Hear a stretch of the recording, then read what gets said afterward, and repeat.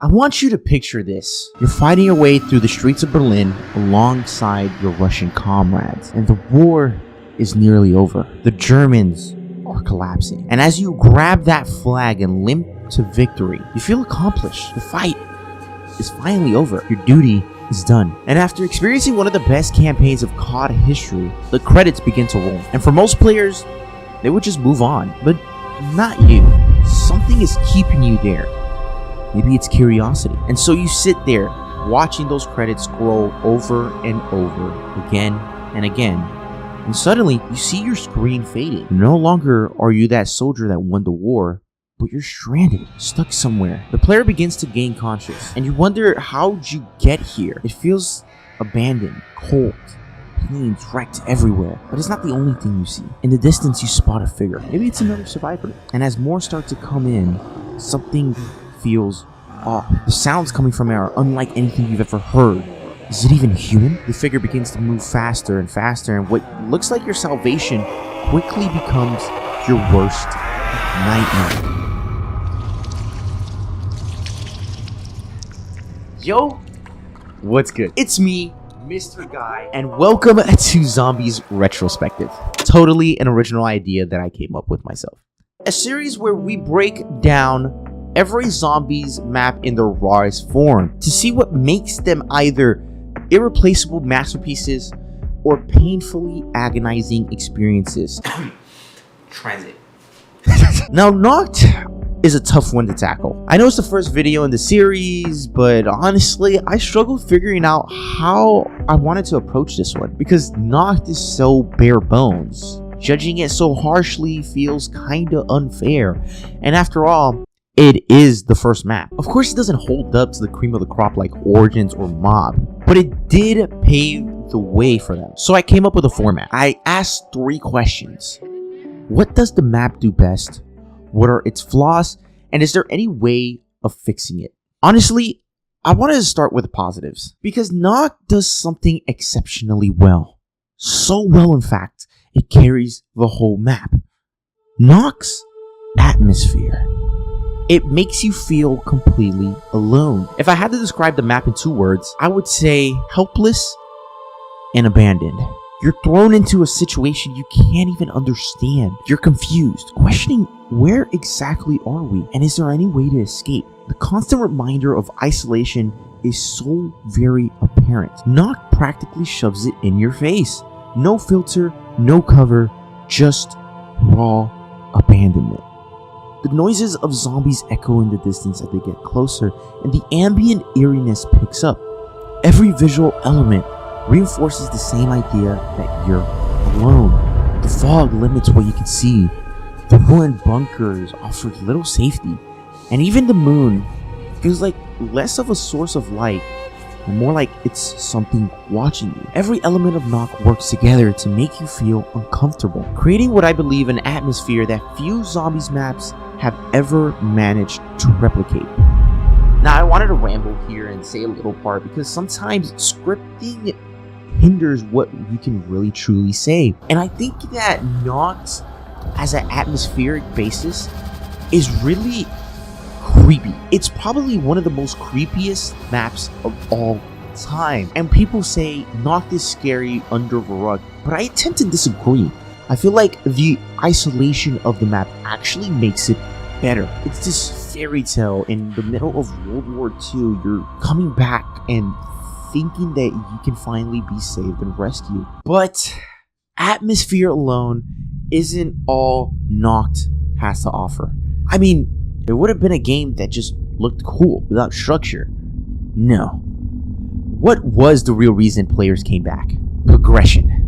And honestly, I think that's something modern zombies has lost sight of. But that's another topic for another video. The process of setting up from the beginning to end is probably the most important thing in zombies. It's exhilarating. You load in with nothing but a Colt. When shooting the zombies, you realize how weak you really are. And every shot starts to matter.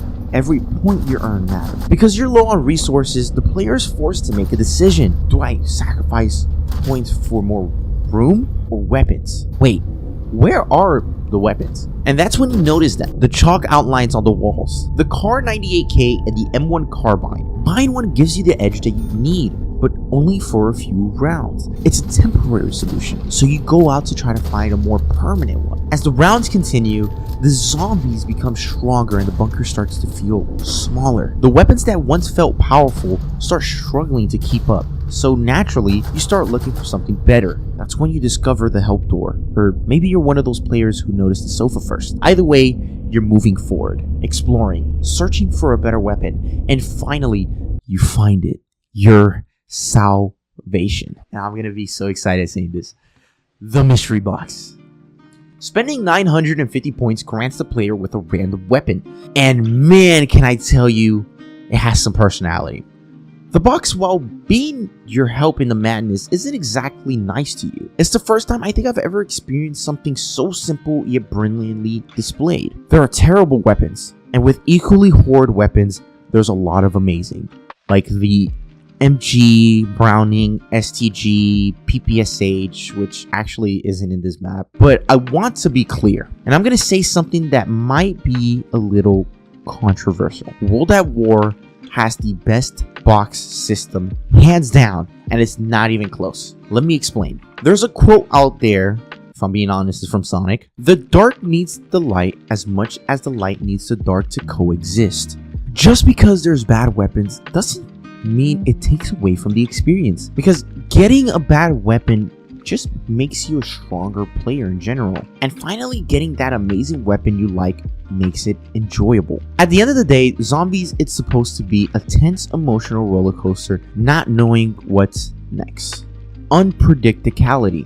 Is that even a word? And in the doubt, you continue and build as much as you can with what you got. That is Zombies in its purest form. Hold it.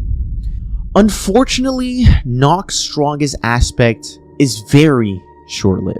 Once you found your weapon and settled in, the sense of progression that made the early rounds so exciting begin to disappear. There's nothing else you can do. Nacht is good only in small doses at a time, and replayability is one of the map's mortal sins. There's simply not much to do. And that's what makes it so difficult for me to load up Nacht. The first few rounds are tense, every purchase matters, and every decision feels important. And with nothing else to do, the map just comes flat on its head. By round 20, there's really no new milestone waiting for you. No new objective, no new challenge, and while not necessarily a bad thing, does hurt the map's replayability. I mean, what else is there? You could try every weapon, but you've already used them in the other modes. Wait, did I say every weapon? I think there's one very important weapon I forgot. The ray gun. Oh, the ray gun. The single most iconic thing in Zombies history. I swear, I could walk up to a random person and ask them if they even know something called a ray gun, and I bet you they will exactly know where it's from. I mean, for God's sake, the thing is in every map, every YouTube thumbnail imaginable, and it even has damn memes of itself. Yo, revive me, I have the ray gun, man. I got the ray gun. And somehow, nearly 20 years later, it's still one of the first things people think when they hear Zombies. But the ray gun isn't just iconic, it's actually a good weapon, although it does come with a cost. Shooting it provides great damage to unleash to your enemies, but also to the active player using it. It's a weapon that's effective depending on the player's skill, and I feel like that's what makes a great wonder weapon. It can only be good if you harness its power. It's a weapon that rewards skill, and I can appreciate that. A wonder weapon should be a gun that is chaotic and hard to tame, and later Zombies map would live up to. The ray gun is the blueprint for all others that came after. And without it, I think Zombies would have lost a huge part of its identity.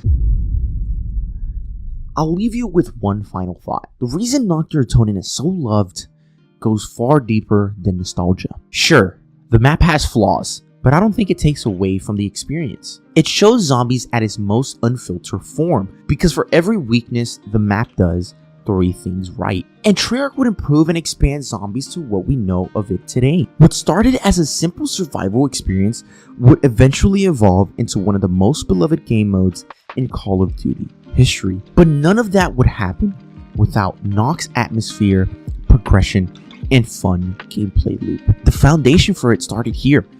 And while future maps would expand on those ideas, Nacht understood something that Zombies has always been at its root, giving players something to work towards, something to chase and earn, and at its core, Zombies has always been about progression. And despite all of its flaws, Nacht delivers the feeling exceptionally well. For a map that's built from simplicity, it's a legacy worth remembering.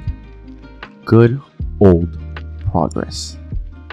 And that's Zombies Retrospective. I want you guys to let me know how you guys feel about it. I want to say I've been wanting to do type of content like this, more heavily edited. By the way, if you made it to the end of the video, leave a like at the bottom. You know, it helps YouTube find my video towards people that also would like this type of content. I know that Zombies right now isn't at the best spot, but I wanted to make a retrospective to finally give something that Zombies actually deserves, because I mean, at the end of the day, Zombies hold something very true to me. I have been playing Zombies for over 13 years now, ever since I was legit. I was 9 years old when I started playing Zombies. And so I just wanted to give the appreciation that all the Call of Duty maps really need, because Black Ops 6 was a disaster. The beginning of Black Ops 7 was a disaster. And now that that game is finally being better, I wanted to actually visit all of those maps and give it true justice. Well, anyways, let me know how you guys like it. Sleep tight, and I'll see you in the next episode of Zombies Retrospective. Peace out.